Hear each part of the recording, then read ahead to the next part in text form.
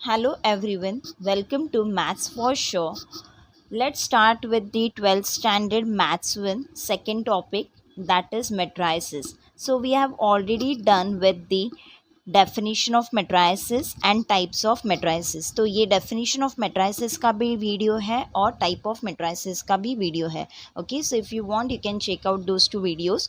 Now let's see what are the elementary transformation. Okay, elementary transformation is nothing but जो हम लोग elements को transform करते हैं in rows and columns के इसमें. Okay, now here the elementary transformation of a matrix are the 6 operations, the 3 of which are due to row and 3 are due to columns. तो जो भी एलिमेंट्स को हम लोग ट्रांसफॉर्म करते हैं कोई भी मैट्रिक्स में, उसमें बराबर 6 ऑपरेशंस होते हैं. 3 operations will be because of the row and 3 will be because of the column. Now let's see those operations. Okay, now let's see the first one, interchange of any two rows or any two columns. Okay, so कोई भी दो रोज़ हम लोग interchange कर सकते हैं या कोई भी दो columns. If we interchange ith row and jth row of a matrix, then after this interchange the original matrix is transformed to a new matrix. Okay, अब देखिए ओरिजिनल मैट्रिक्स में ith row और jth row है. अगर ये दोनों आपस में एक दूसरे के साथ इंटरचेंज हो रहे हैं तो ऑफकोर्स एक नया मैट्रिक्स फ्रेम होगा ना उनके इंटरचेंज की वजह से. So this transformation is symbolically denoted as RI. ये इंटरचेंज का सिंबल है. ओके, RJ और either way you can write it as RIJ. अब देखिए ये R रिप्रेजेंट कर रहा है रो के लिए. ओके, सो ये बनता है RI मतलब ith row, ये RJ मतलब J row. Okay, so ith row is getting interchange with jth row, जिससे हम लोग ऐसे भी रिप्रेजेंट कर सकते हैं RIJ. Okay, this similar transformation can be due to two columns. दो कॉलम्स के लिए कैसे कर सकते हैं हम लोग, सी के इंटरचेंज CI मतलब केथ कॉलम ith कॉलम, तो जिससे हम लोग ऐसे भी रिप्रेजेंट कर सकते हैं CKI. Okay, now let's solve one example based on this interchange of any two rows और any two columns. Now you all can see your. Okay, I have consider one matrix. In this matrix the elements are 1 2 3 4. तो देखिए ये जो matrix है, I have consider this matrix as A, बराबर है. So name of the matrix is in a capital form. Okay, और यहाँ पे क्या बोला है हमें परफॉर्म करने के लिए, R1 इंटरचेंज R2 मतलब फर्स्ट रो को मुझे इंटरचेंज करना है सेकेंड रो के साथ. Okay, so let's begin with the solution. Will right your the given matrix के एलिमेंट्स. ओके, तो ये तो गिवन मैट्रिक्स था. अब इसमें क्या परफॉर्म करना है, हमें ये परफॉर्म करना है ना. तो देखिए R1 इंटरचेंज R2, तो ये जो नया मैट्रिक्स बनेगा इंटरचेंज होने से, तो देखिए कैसे होता है वो. अब यहाँ पे क्या है, ये देखिए 1 2 ये हम लोग के फर्स्ट रो के एलिमेंट्स है, 3 4 ये हम लोग के सेकेंड रो के element. So this 1 2 this are the elements of first row, R1 के एलिमेंट्स है, और ये जो है 3 4 this are the elements of second row, जो हम लोग R2 से ऐसे डिनोट करते हैं. बराबर है, ये हम लोग का फर्स्ट रो है, ये हम लोग का सेकेंड रो है. बराबर है. अब देखिए यहाँ पे R1 R2 को इन दोनों को आपस में इंटरचेंज करना है. मतलब ही क्या कि R1 जो है हम लोग का 1 2 उसके एलिमेंट्स 1 2 है, वो अब R2 के बनेंगे ना. लो क्यों, R1 के जो एलिमेंट्स है 1 2 वो अब R2 के बनेंगे, मतलब यहाँ पे हमें लिखना पड़ेगा. और जो R2 के एलिमेंट्स है वो 3 4 है, वो बनेंगे R1 के एलिमेंट्स. तो ये ऊपर आप देख रहे हो मैंने 1 2 और 3 4 ये हम लोग के R1 के जो एलिमेंट्स थे वो मैंने R2 के जगह लिखा, और R2 के जो एलिमेंट्स थे वो R1 के जगह लिखा. तो मैंने स्वैप किया इन दो रोज़ को, यानी कि वो R1 इंटरचेंज R2 हो रहा है. Is it clear? So this R1 interchange R2 can be written as like this also, R1 2. तो इसका भी मीनिंग ये होता है कि फर्स्ट रो और second row they are getting interchange. So this is the final answer. Okay, जैसे हम लोग मैट्रिक्स में देखिए यहाँ पे इक्वल टू हम लोग लिख रहे हैं, लेकिन जैसे हम लोग कोई एक ऑपरेशन अप्लाई करते हैं तो यहाँ पे इक्वल टू नहीं लिखते, हम लोग यहाँ पे क्या लिखते हैं, ये ऐसे सिंबल लिखते हैं। ये सिंबल को हम लोग बोलते हैं इक्विवेलेंट। ओके, समझ में आ रहा है? तो ये सिंबल कैसे हम लोग ने लिखा, यहाँ पे देखिए, ये ऐसे, ये ऐसे, तो इसे इक्विवेलेंट बोला जाता है। Okay okay, now here the second sum is this. A matrix है जिसके एलिमेंट्स आर 1 0 -1 3। अगेन हमें क्या करना है, R1 इंटरचेंज R2 करना है। Okay, so now let's begin with the solution. Will write the given matrix as it is. फिर हम लोग ये ऑपरेशन अप्लाई कर रहे हैं, यानी R1 interchange R2। This gives what, देखिए यहाँ पे इंटरचेंज करना है, सो ए ये सिंबल लिखना है जिसे हम लोग इक्विवेलेंट बोलते हैं। तो जैसे कोई हम लोग ऑपरेशन अप्लाई करते हैं कोई मैट्रिक्स पे, तो हमें इक्वल टू नहीं लिखना होता है, हमें ये सिंबल लिखना होता है जिसका मीनिंग होता है इक्विवेलेंट। ओके, अब हमें क्या करना है, रो को, दोनों भी रो को आपस में इंटरचेंज करना है, यानी 1 0 ये फर्स्ट रो के एलिमेंट्स थे तो ये बने सेकेंड रो के, और -1 3 ये जो सेकेंड रो के एलिमेंट्स थे ये बने फर्स्ट रो के। Is it clear? So that's it. This is the answer for this question. Now here the next question is, say what?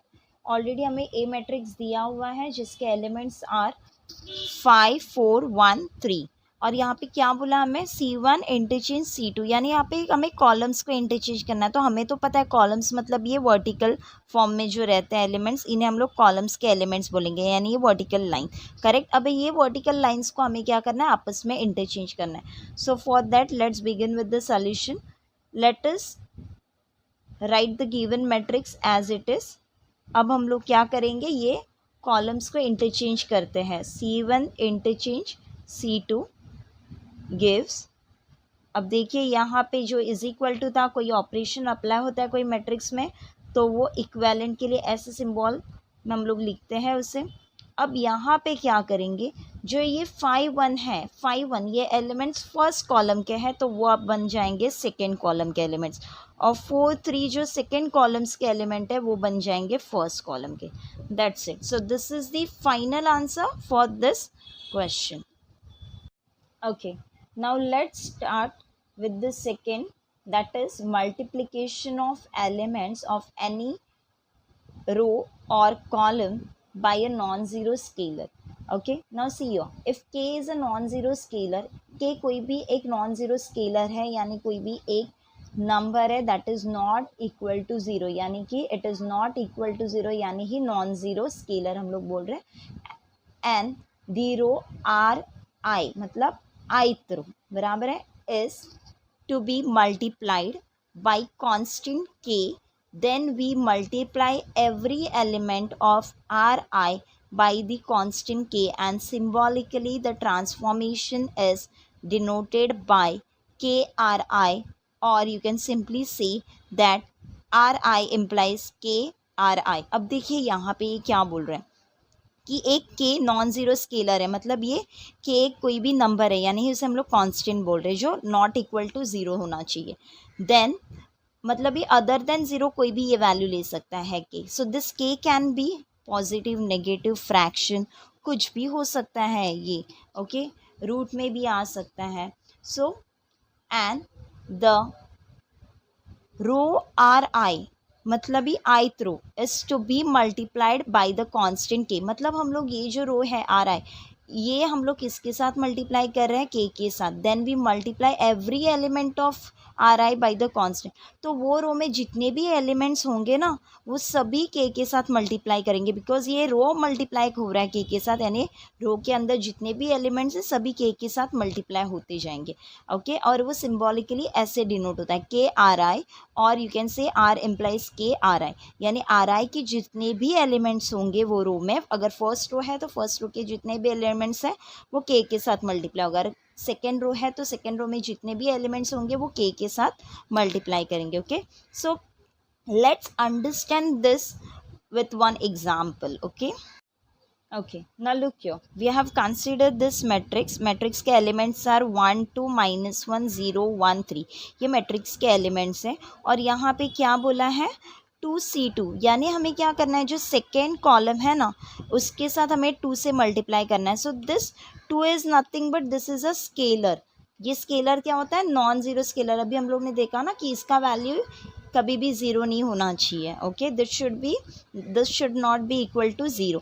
तो ये जो 2 है वो हमें C2 के साथ मल्टीप्लाई करना है. तो सबसे पहले हम लोग देखते हैं C2 के एलिमेंट्स क्या है. देखिए ये C2 के एलिमेंट्स है. This is the second column ना, ये फर्स्ट कॉलम है, ये सेकेंड कॉलम है, ये थर्ड कॉलम है. So this 2 and 1 are the elements of C2. अब ये 2 and 1 के साथ क्या स्केलर मल्टीप्लाई हो रहा है यहाँ पे 2, यानी हम इन दोनों के साथ 2 को मल्टीप्लाई करेंगे. तो मल्टीप्लाई करेंगे तो देखिए 2 2 ज़ा 4 और यहाँ पे 2 1 ज़ा 2, तो यहाँ पे 4 और यहाँ पे 2 आ रहा है. यानी ये जो मैट्रिक्स था उसमें थोड़े चेंजेस आ रहे हैं ना. तो ये ओरिजिनल मैट्रिक्स में जब मैं ये 2 से मल्टीप्लाई करूँ पर्टिकुलर कॉलम को C2 को, तो एक नया मैट्रिक्स फ्रेम हो रहा है. Okay, let's start with the solution. अब हम लोग क्या लिखेंगे, यहाँ पे ए मैट्रिक्स लिख रहे हैं. अब हम लोग क्या करेंगे, यही ए मैट्रिक्स को हम लोग क्या बोल रहे हैं, ट्वाइस ऑफ C2 ना. तो ट्वाइस ऑफ C2 के लिए मैं ऐसे लिखूंगी, applying C2 that is twice of C2 ना. देखिए हम लोग ऐसे भी लिख सकते हैं, इसके लिए मैंने ये पर्टिकुलर ऐसे फॉर्म में लिखा. अब ए, आपको पता है यहाँ पे हम लोग ऐसे लिखते हैं, इक्विवेलेंट के लिए ये सिंबल यूज़ करते हैं. अब देखिए आप, हम लोग का सेकेंड जो कॉलम है उसके एलिमेंट्स को हमें 2 से मल्टीप्लाई करना है. यानी कि फर्स्ट कॉलम के एलिमेंट्स तो वैसे ही रहेंगे 1 and 0. चलो तो सेकेंड कॉलम के साथ हम लोग ये स्केलर को मल्टीप्लाई करते हैं. सो 2 2 ज़ा 4, 2 1 ज़ा 2. तो आपने देखा, मैंने जो मेरा सेकेंड कॉलम के एलिमेंट्स हैं इन दोनों के साथ मैंने ये स्केलर, यहाँ पे जो भी स्केलर है उसके साथ मल्टीप्लाई करो. अगर ये नेगेटिव फॉर्म है तो ये माइनस साइन के साथ होगा. ओके, अब यहाँ पे देखिए C3 तो वैसे ही रहेगा, यानी C1 के एलिमेंट्स और C3 के एलिमेंट्स तो एज इट इज़ है. हम लोग ने बस ये जो ट्वाइस C2 था ये हम लोग ने यहाँ पे चेंजेस किए. ये ट्वाइस C2 के वजह से ये नंबर्स में चेंजेस आ गए. Is it clear? Now let's solve this sum. देखिए यहाँ पे क्या बोला है, B. This is the matrix B, that is the elements for this matrix are 1 0 2 2 4 5. Okay, और यहाँ पे हमें क्या करना है, -3R1. यानी ही हम लोग ये जो फर्स्ट रो है ना, R1 मतलब फर्स्ट रो के साथ हम लोग -3 मल्टीप्लाई करेंगे. तो यहाँ पे देखिए ये -3 क्या है, हम लोग का स्केलर है. Is it clear? So your the -3 is nothing but the scalar. अब यहाँ पे देखिए हम लोग ये मल्टीप्लाई करते हैं. So let's begin with the solution.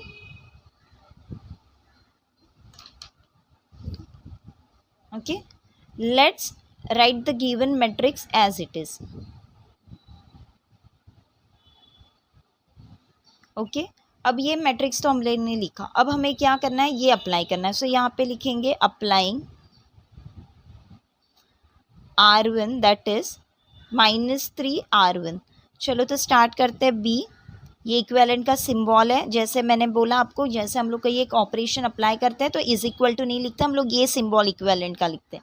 Okay, अब देखिए हमें क्या करना है, R1 के लिए -3 से मल्टीप्लाई करना है. तो R1 मतलब ये फर्स्ट रो ना, तो फर्स्ट रो के एलिमेंट्स देखिए 1 0 2 है, तो बस उनके साथ -3 मल्टीप्लाई करना है सभी के साथ. तो -3 into 1 is -3, -3 into 0 is 0, -3 into 2 is -6. अब ये R2 के एलिमेंट्स तो वैसे ही रहेंगे, बराबर है.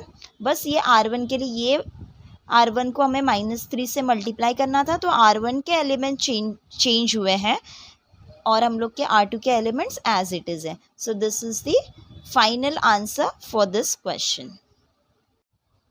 Okay, so your the third one is adding the scalar multiples of all the elements of any row or column to the corresponding elements of any other row or column.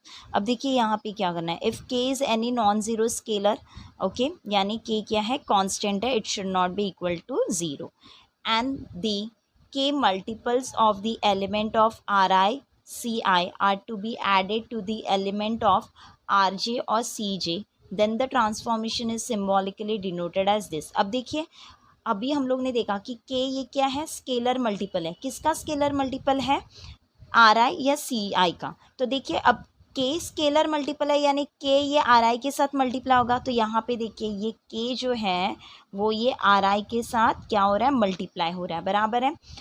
अब उसके बाद क्या बोला है, are to be added, added मतलब plus to the element of R G. तो देखिए are आई जो के साथ मल्टीप्लाई हो रहा है वो ऐड हो रहा है आर जे के साथ, दिखाई दे रहा है, ये ऐड हो रहा है ये आर जे के साथ। Is it clear? अब देखिए जैसे हम लोग ने ये रो के लिए देखा वैसे ही हम लोग कॉलम के लिए देखते हैं। के is a non zero scalar multiple, बराबर है ऑफ सी आई, यानी ये सी आई के साथ ये के मल्टीप्लाई हो रहा है, तो देखिए के सी आई दिखा। Are to be added, added मतलब plus to the elements of C J, तो ये रहा सी जे।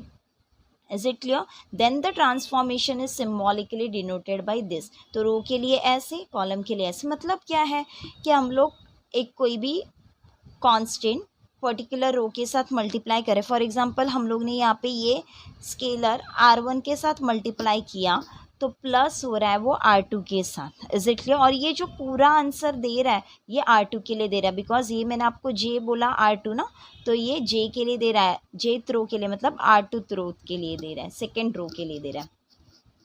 अब सिमिलरली वैसे ही अगर कोई स्केलर है जो हम लोग CI यानी ith कॉलम के साथ मल्टीप्लाई कर रहे हैं, देन विल ऐड दैट, जो भी मल्टीप्लिकेशन करके जो आएगा वो ऐड होगा CJ के साथ, यानी ये दोनों भी कॉलम्स अलग है। अगर मैंने ये CI को फर्स्ट कॉलम कंसिडर किया और ये सेकेंड कॉलम है, तो ये मल्टीप्लाई होकर जो भी आंसर आ रहा है वो मैं C2 के साथ ऐड करूँगी। अगर मैं यहाँ पे J की वैल्यू 2 कंसिडर कर रही हूँ तो ये तो पूरा जो ऐड होके आंसर आएगा ना, पहले तो मल्टीप्लाई होगा फिर इसके साथ ऐड होगा, तो पूरा जो आंसर आएगा वो जे यानी 2 था, हम लोग ने J को 2 कंसिडर किया था, तो ये सेकेंड कॉलम के लिए होगा। Okay, let's see one exam. Okay, now let's solve this sum.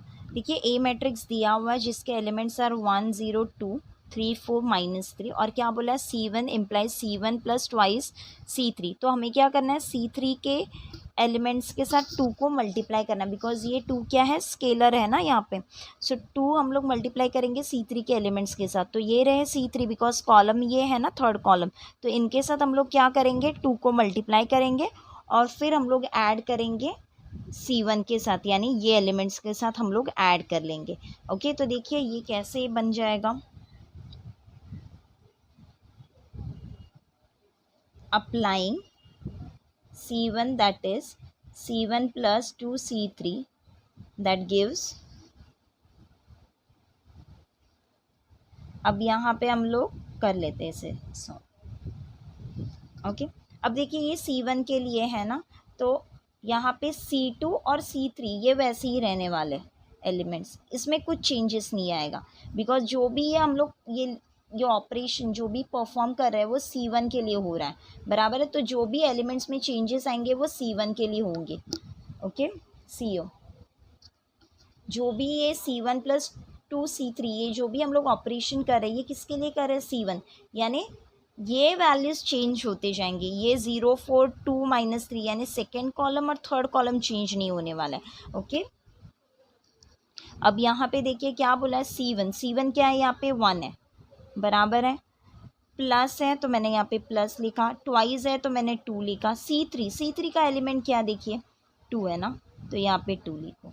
Okay, वैसे ही अब हम लोग करते हैं ये वाला, बिकॉज ये C1 का पहला एलिमेंट था, ये C2 का सेकेंड एलिमेंट है। ओके, अब देखिए C1 यानी ये वाला भी एलिमेंट की बात हो रही है, तो 3 लिखा, प्लस है तो प्लस लिख दिया, 2 है तो 2 लिखा, C3 है सो C3 देखिए यहाँ पे क्या है -3, तो ब्रैकेट में डालिए। ओके, अब हम लोग इसे सॉल्व कर लेते हैं, so this will be equivalent to CO, ये 0 4 ये तो वैसे ही है, 2 -3 ये भी वैसे ही है। अब हम लोग इसे सॉल्व करते हैं, ये तो 2 2 4, 4 + 1 कितना बना 5, ये देखिए ये बन रहा है -6 प्लस 3 इट विल बी -3। तो ये हो गया हम लोग के नए एलिमेंट्स फॉर C1, बिकॉज हम लोग ने C1 के लिए ये ऑपरेशन अप्लाई किया था। Is it clear? Okay, now let's start with the exercise, first exercise, that is 2.1, and that the question is applying the given elementary transformation on each of the following matrices। तो अभी जो हम लोग ने किया ना उसी के बेस ये सम्स है। ओके, सो देखिए यहाँ पे क्या बोला है, applying the given elementary transformation, यानी ये हम लोग एलिमेंट्री ट्रांसफॉर्मेशन अप्लाई करें ये मैट्रिक्स के ऊपर, ठीक है। तो देखिए बी मैट्रिक्स के एलिमेंट्स आर 1 -1 3 2 5 4, और ये यहाँ पे जो हम लोग एलिमेंट्री ट्रांसफॉर्मेशन हो रहा है वो रो ट्रांसफॉर्मेशन हो रहा है ना। तो रो के लिए, फर्स्ट रो के लिए क्या हो रहा है यहाँ पे R1 - R2, ये ऑपरेशन परफॉर्म करेंगे हम लोग। Okay, so let's begin with the solution. देखिए हम लोग गिवन मैट्रिक्स को एज इट इज लिखते हैं, वैसे ही लिखेंगे यहाँ पे भी। अब इसमें हमें क्या करना है, ये अप्लाई करना है। So you will write applying R1 implies R1 - R2। तो हमें क्या करना है, फर्स्ट रो और सेकेंड रो को सब्ट्रैक्ट करना है, बराबर है। तो लेट्स डू इट। ये यहाँ पे ये सिंबल आएगा इक्विवेलेंट का। अब यहाँ पे आप देखिए R1 के लिए हम लोग कर रहे हैं ना, तो R1 यानी ये वाला R1 के एलिमेंट्स, उसमें क्या करना है, R1 - R2 बराबर है। तो R1 क्या है, 1 है, तो करते हैं यहाँ पे 1 माइनस दिस 2, करेक्ट। वैसे ही यहाँ पे -1 -5 3 -4। तो देखिए हम लोग ने ये किया, और यहाँ पे हम लोग के ये एलिमेंट जो है सेकेंड रो के एलिमेंट्स 2 5 4 वो एज इट इज़ है। Is it clear? ओके, अब देखिए इसे आगे हम लोग कैसे सॉल्व करेंगे। और B matrix is equivalent to 1 - 2 is -1, -1 - 5 is -6, 3 - 4 is -1, ये रहा 2, ये रहा 4 और ये रहा 2 5 4 2 5 4 एज इट इज़ ही है। बस हम लोग ने ये R1 के लिए अप्लाई किया ना, तो R1 के नए एलिमेंट्स ये बने -1 -6 -1, लेकिन R2 के एलिमेंट्स एज इट इज़ है। Is it clear? तो हमें देखना होता है कि किसके लिए ये ऑपरेशन अप्लाई हो रहा है, ये जो ट्रांसफॉर्मेशन हो रहा है ये R1 के लिए हो रहा है ना, तो R2 के एलिमेंट्स वैसे ही रहेंगे। Okay okay, now let's do this sum. Okay, यहाँ पे क्वेश्चन देखिए क्या है, ए मैट्रिक्स है, ए मैट्रिक्स के एलिमेंट्स आर 1 -1 3 2 1 0 3 3 1। तो ये ऑर्डर 3 का है ना, बिकॉज नंबर ऑफ रोज भी 3 है और नंबर ऑफ कॉलम्स भी यहाँ पे 3 है। So this A matrix is of order 3। अब यहाँ पे जो हमें एलिमेंट्री ट्रांसफॉर्मेशन करने बोला है वो क्या है, देखिए C3 + 2C2 एंड देन, मतलब पहले ये हमें अप्लाई करना है, इसके बाद हम लोग 3R3 के लिए करेंगे, यानी पहले ये हमें अप्लाई करने के बाद हमें 3R3 के लिए करना है। सो let's begin with the solution. अब देखिए हम लोग ये गिवन मैट्रिक्स नोट डाउन कर लेते हैं एज इट इज।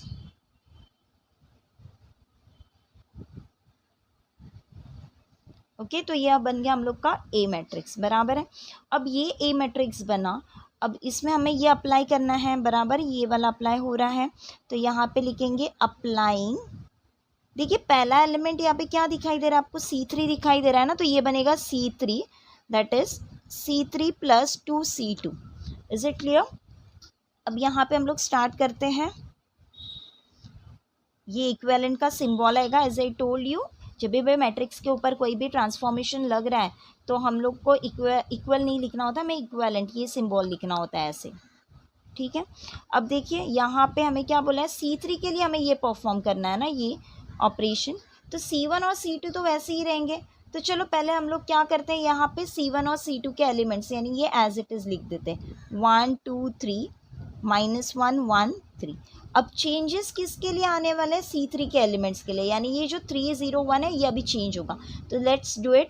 C3 का जो एलिमेंट है वो पहले लिखो, प्लस बोला है तो प्लस लिखना पड़ेगा, 2 C2 का यही एलिमेंट फर्स्ट एलिमेंट हमें लेना है, सो ये ब्रैकेट में जाएगा, बराबर है। अब C3 का सेकेंड एलिमेंट देखिए क्या है, 0, फिर प्लस है, फिर 2 है, फिर C2 का सेकेंड एलिमेंट देखिए क्या है यहाँ पे, 1 है। वैसे ही C3 का भी ये देखिए ये एलिमेंट आ रहा है यहाँ पे, प्लस ट्वाइस ऑफ C2, इसका ही करस्पॉन्डिंग एलिमेंट लेना है C2 का, सो ये बनेगा 3। Is it clear? अब इसे हम लोग सॉल्व करते हैं आगे, तो ये देखिए कैसे बनेगा, A equivalent to, this will be 1 2 3, ये फर्स्ट कॉलम तो वैसे ही है, सेकेंड कॉलम भी वैसे ही है। अब चेंजेस जो आ रहा है ये हम लोग के किसके लिए आ रहा है, C3 के लिए आ रहा है, बिकॉज C3 के लिए हम लोग ने ये ऑपरेशन अप्लाई किया था। सो 3 + 2 इंटू -1 ना, तो पहले ये कर लेते हैं. 2 इंटू -1 इज -2 ना. सो देखिए यहाँ पे 3 -2, 0 + 2 into 1 that is 2 only. 1 + 2 into 3 तो 1 वैसे ही लिखा. 2 3 इज 6 बराबर है. तो ये कुछ ऐसे बनेगा A which is equivalent to 1 2 3 is as it is, -1 1 3 is also as it is. अब देखिए 3 - 2 is what 1, ये 2 as it is, 1 + 6 is 7. तो आपको दिखाई दे रहा है C3 के एलिमेंट चेंज हो गए. ओरिजिनली C3 के एलिमेंट्स ये थे, बट हम लोग ने जैसे ये ऑपरेशन अप्लाई किया तो हम लोग का नया एलिमेंट C3 के लिए ये बन गए. Is it clear? ओके अब C3 के तो हम लोग के ये एलिमेंट्स नए बने, पर क्वेश्चन में क्या बोला है यहाँ पे, ये होने के बाद हमें एंड देन उसके बाद हमें 3 ऑफ R3 करना है. तो देखिए यहाँ पे ये होने के बाद हम लोग ऐसे लिखेंगे अप्लाइंग योर R3 के लिए हो रहा है ना, तो यहाँ पे लिखेंगे R3 इम्प्लाइज 3 ऑफ R3.